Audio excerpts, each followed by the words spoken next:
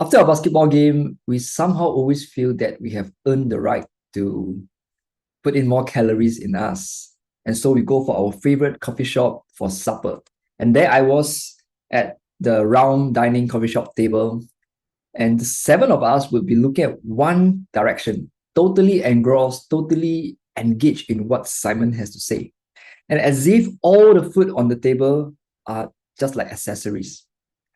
Now, we all have known at least one person, at least one Simon in our life who always so charismatic and always seems to say the right things and say the right jokes. And I was that totally opposite person. I was the smallest guy, and I was always want to be at the corner of the room and not wanting to be noticed. And I just want to be there and observe. So never in my life I would be thinking of speaking to you like that. But I somehow land myself into a profession of property advisory. And I have been talking to so many people, sometimes one to one, sometimes one to two, sometimes to a group, and sometimes to a many. And with this experience accumulate together, I realized one thing: to lead an extraordinary life, we don't need to be an extraordinary person. And often at times, it's a few good decisions that would probably throw you into a trajectory of a much better life. Example, let me show you one picture. And I'm so thankful that it's a poor quality pictures, but you can somehow see me in the middle, kneeling down to propose to a lady. So this was a proposal that I did to my then girlfriend, who is now my wife. And you remember, right? I said that I'm not an limelight person, and I'm really not comfortable when people are looking at me.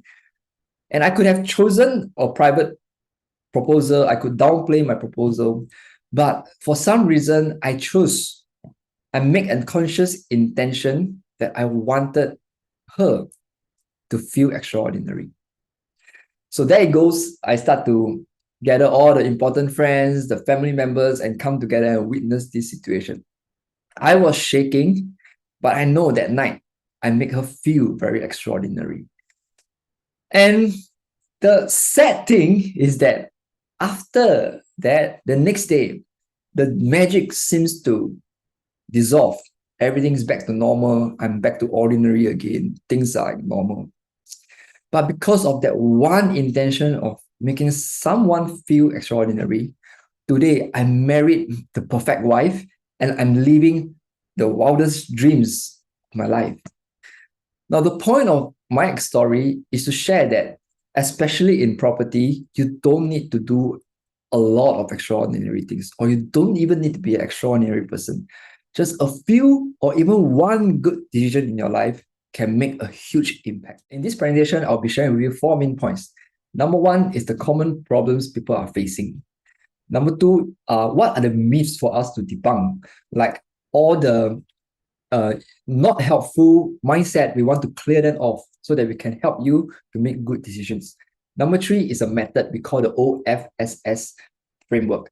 And this method, I will assure you that is applicable and it's very easy to apply to anyone, and everyone can apply it. All right. And the last is really, why are we doing this? Okay. We want to help to make property ownership meaningful to everyone. And this is fourth thing I would like to say that is very important that I would like to share with you at this juncture of our relationship, because it will really make impact to your life. I remember an incident. When I walk into the house, I immediately feel something is wrong. Now, it was the wife who invited me to come to have a talk, but I can feel that the husband is not really welcoming me. We were sitting on the table, and when someone was having one shoulder facing you and the chair is actually facing the TV, and you know that he's literally telling me, or the vibes I'm feeling is that he's telling me, "Hey Ken, I am here because my wife asked me to be here. I hope you could make this quick to end our misery and save the awkwardness we have." Now, fast forward about 10 to 15 minutes after discussing, the husband start to turn the stubborn shoulder, okay, and we are really talking like that, square to square. And after a few moments later, the baby start crying. So the wife has to go and attend the baby, leaving the husband and me talking one to one. Now but the husband is actually asking very valid questions. And towards the end of the discussion, he shared with me a secret. He said that, Ken, I would have never want to talk about another property purchase because I have a terrible experience with a relative in the past. He shared with me this secret, and I really appreciate this connection. And till today, we are good friends. Now, he also shared that, Ken, I would have never thought that it is so simple, and I will really think of what you have said to me, and we will really go and consider and discuss with my wife. Because why? Because they have never thought that to do this thing, they would have a very decent safety buffer. And not only that, the down payment for the next property purchase, they don't even need to come out with a single cent. And every month, they will have additional income. Now, this is the part that I hate the most because it breaks my flow. And I know that your meeting is not relevant, but I strongly encourage you all to have a quick read. Before I go into the 4 main points, I want to share with you that with regards to any property decision, we want to have a diamond ring approach. Now, think about it. Why diamond ring? Now, you always need to have some objective before we go and buy a diamond. Okay, it's not a cheap thing, right? And how big, how small, and what is it for? Is it for proposal, engagement, or maybe it's just for yourself? You want to commemorate something that your achievement or something that's significant to you. You want something. There is an objective, right? Now, why diamond approach is also because of this. Now, if you think about it, right, you are actually going into something long term. Yes, you could have sold the property, or you could think to sell the property a few years later. Yes, but the decision right in the beginning would have already caused a long-term impact in your life. So we have to really choose carefully. Also, time. We can't buy back time. All right. Today me is older than yesterday me, and it would just keep on going on like that. We can't buy back time. So that's very important, time factor. And lastly, I would say that it's often life-changing. Okay, a property decision could have a positive or a negative impact to your life. So we really, really want to choose carefully, just like choosing a diamond ring. Now, some of you may think that making a property decision is so daunting, right? Like, can you just lay out all these reasons that why we should go for a diamond ring approach? But I feel so daunting. I know maybe I just don't want to do anything. But I can assure you, with the 4 things that I share with you later, things is going to be easy and it's very applicable. Everyone can apply. Okay, this is something that I could assure with you. Ready? Okay, the first thing is the common problem. Let's look at it. One of the common problems is that most people are not aware of what's available that can benefit you more. Okay, we have to take the effort. You would want to inspire yourself to have the effort to go and find out what are the options available with you. With all the options laid on your table, you know what is eligible to you and what is not eligible to you. And then you can make a sound decision. And then a lot of people would think that it's just to solve the roof or the space issue and these are all short term. And we neglected the mid to long term things.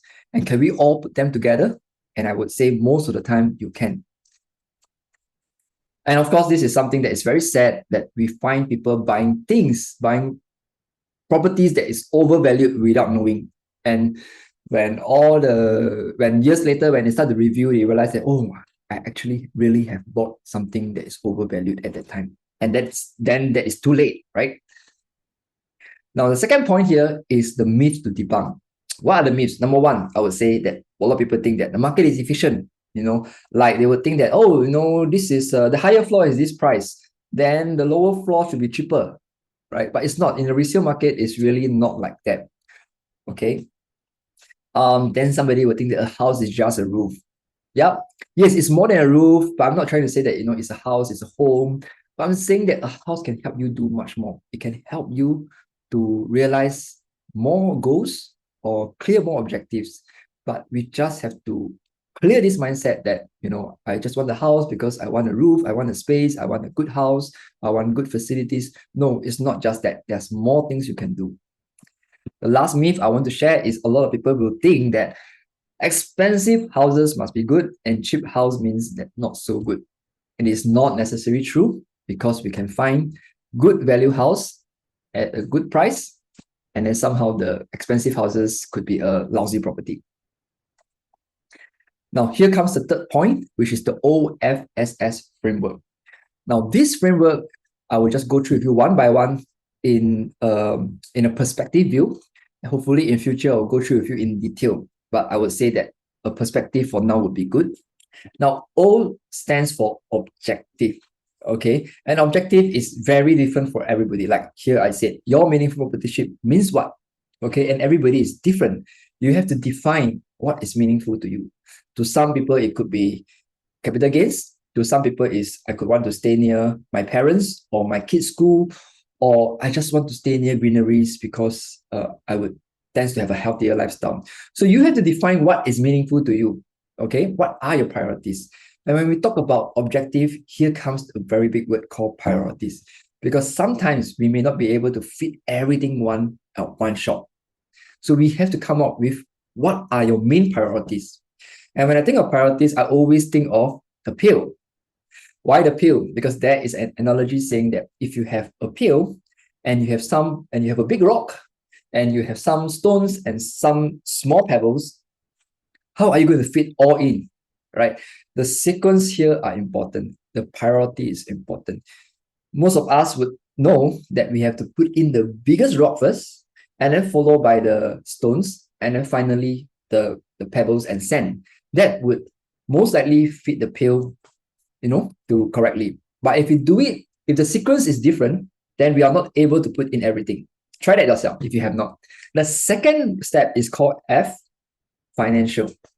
Now, here is where we actually go into the financials, the numbers. Okay, we want to achieve stable to abundant financial future. And how do we do that? It's a bit technical, but I will go through with you very, very quickly. Now, with the age, with your income and liabilities, we were able to know what kind of loan amount you can get and how much years you can get. With that, we will be able to know how much monthly commitment you have. That helps us to set the budget. Okay, we want to have a budget. Why we are looking at budget here is because we want to know your safety buffer. And that's how you can actually buy a property and sleep soundly at night. Now, you would think that if this safety buffer is not enough for me, I want to increase my safety buffer. We are able to adjust the budget, the figures right on the spot. And that helps you to go so precise that you know that when you're going into a property, you have a peace of mind. Now, the third is the S, which is what I call strategy. Okay, what kind of strategy should we go? And over here, you see your goals in total. In total means to put everything that you want into one whole big goal. A lot of times, we will try our best to put everything in one shot, but sometimes we may not be able to put it to achieve all goals on one shot. But with good property planning here is that we could lay the foundation well enough that your other goals are in place and are easier to achieve in years later or in time to come. Okay, but all this planning has to be done right from the start. So that is why this OFSS model is so important and so helpful and beneficial to many people. Okay, strategies would mean like, do you want to sell one by one or sell one by two? Do you need decoupling, pledging, and many, many others here you can see over the screen. I want to stress that all these have to be planned right from the start. We cannot say that let's do this first and then we see how later. Because when later finally arrive and you want to do the thing that you originally wanted to, if it wasn't planned properly, you will realize that because we have skipped or missed a few steps, the option will not be available for you when later arrives. All right. So very important, all the planning has to be done right from the beginning. Now, the last S, it stands for selection. What's the right product? There are so many houses out there, or we can't just go to a project or any development and just buy any unit, right? Okay, because every unit is unique. And in the same development, this unit may fit your need, but that unit may not. So you have to be very, very precise to that one unit. And what is the right product for you? Now, here's the fourth point where we are trying to achieve meaningful property ownership. We want to acknowledge and be aware that meaningful property ownership means different things to every people. Every person is unique, and you get to define what is meaningful to you. Now, the second thing is a lot of people neglected is life stages. We have different phases of life, and oftentimes when we are going into a property that has long-term implications, we need to be able to foresee what is the next phase of our life. Over here is a picture of imagination, and I would like you to imagine what is the perfect life you want. I would like you to imagine, what if you are living your perfect life right now? What are the things that are in your environment? What are the things that you have? What are the things that you are experiencing every day? And this would help you to define what is your objective when you're going into the next property. So in summary, we have go through three main things. The first is to approach picking a property like choosing diamond ring. Second one, I want you all to remember the OFSS framework. And last thing is define your own meaningful property ownership. And I want you to do it as soon as possible. I want you to stop watching this video and really think about it, like today or at most tomorrow, depending on what time you are watching this video. I want you to really sit down and think of what is the perfect life you want. And I want you to see that while you're going through all this contemplation, see, is it there's something in your mind that ties to someone else. Oftentimes, okay, it was the intention to make someone else feel extraordinary, and that you get your motivation and you're inspired to do the things that are more than you. And then all the financial strategy selections, all the figures doesn't mean much until you figure out what is it that you truly want and you really want in life. What is your objective? When we talk about achieving meaningful property ownership, this is what we are really trying to help you achieve: a long-term positive impact in your life. And once you establish that, you know why are you doing, who are you doing for, then we can talk about what should you do, how should you do about it, and what are the steps, what are the methods, and we're going to simplify the whole process using the OFSS method. This framework I have seen benefit a lot of my clients, and I've seen benefit me also as advisor to keep things simple and applicable to everyone. And I assure you that going through all this, it will help you to make property decisions with peace of mind, feel very safe, and you can start building capital and lead a stable financial life ahead.